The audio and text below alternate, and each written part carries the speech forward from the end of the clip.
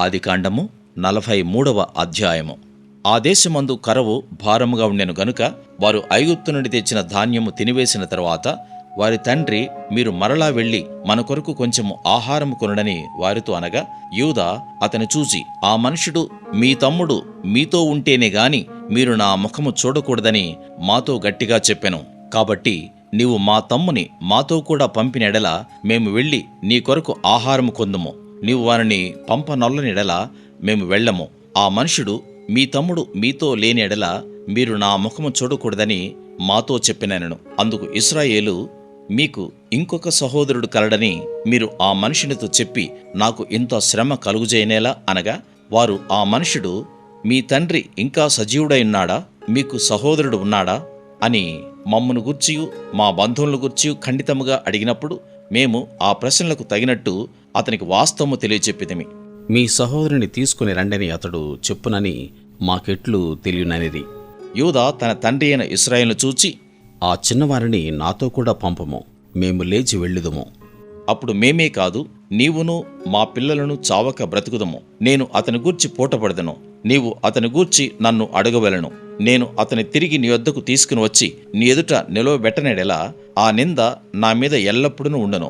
మాకు తడువు కాకపోయినెడల ఈ పాటికి రెండవ మారు తిరిగి వచ్చి ఉందుమని చెప్పగా, వారి తండ్రి అయిన ఇశ్రాయేలు వారితో, అట్లయినా మీరిలాగు చేయుడి.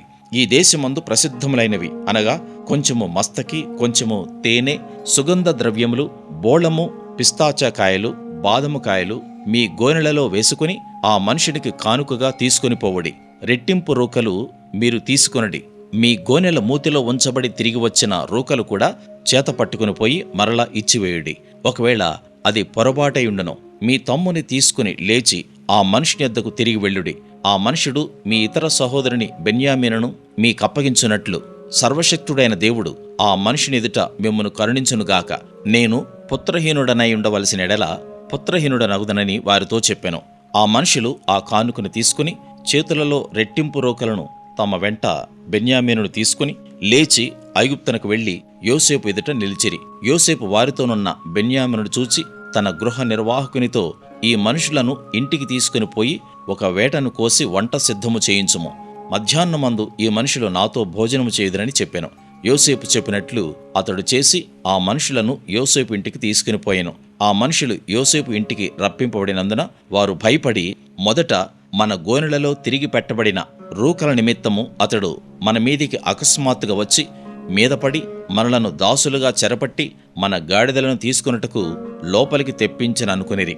వారు యోసేపు గృహ నిర్వాహకుని యొద్దకు వచ్చి ఇంటి ద్వారమున అతనితో మాటలాడి, అయ్యా, ఒక మనవి. మొదట మేము ఆహారము కొనుటకే వచ్చితిమి. అయితే మేము దిగిన చోటికి వచ్చి మా గోనెలను విప్పినప్పుడు, ఇదిగో మా రూకల తూనికకు సరిగా ఎవరి రూకలు వారి గోనె మూతిలో నుండెను. అవి చేత పట్టుకుని వచ్చితిమి. ఆహారం కొనుటకు మరి రూకలను తీసుకుని వచ్చితిమి.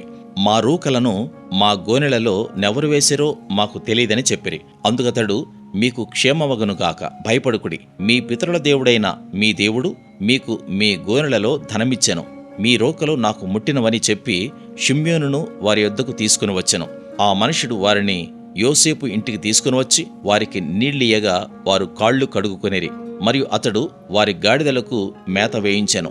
అక్కడ తాము భోజనము చేయవలనని వినిరి గనుక మధ్యాహ్నమందు యోసేపు వచ్చు వేళకు తమ కానుకను సిద్ధము చేసిరి.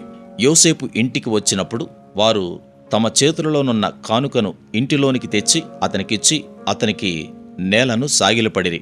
అప్పుడు, మీరు చెప్పిన ముసలివాడైన మీ తండ్రి క్షేమముగా ఉన్నాడా, అతడు ఇంకా బ్రతికియున్నాడా అని వారి క్షేమ సమాచారము అడిగినందుకు వారు, నీ దాసుడైన మా తండ్రి ఇంకా బ్రతికియున్నాడు, క్షేమముగానున్నాడని చెప్పి వంగి సాగిలపడిరి.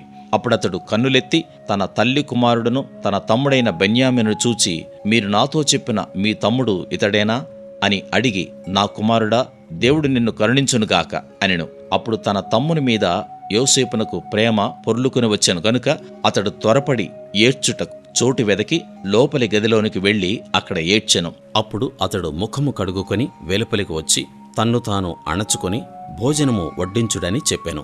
అతనికిని వారికిని అతనితో భోజనము చేయుచున్న ఐగుప్తీయులకును వేరువేరుగా వడ్డించిరి.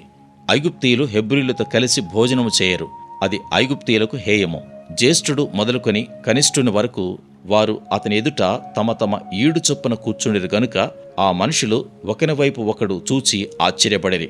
మరియు అతడు తన ఎదుట నుండి వారికి వంతులెత్తి పంపెను. బెన్యామీను వంతు వారందరి వంతుల కంటే 5 అంతలు గొప్పది. వారు విందు ఆరగించి అతనితో కలిసి సంతుష్టిగా త్రాగిరి.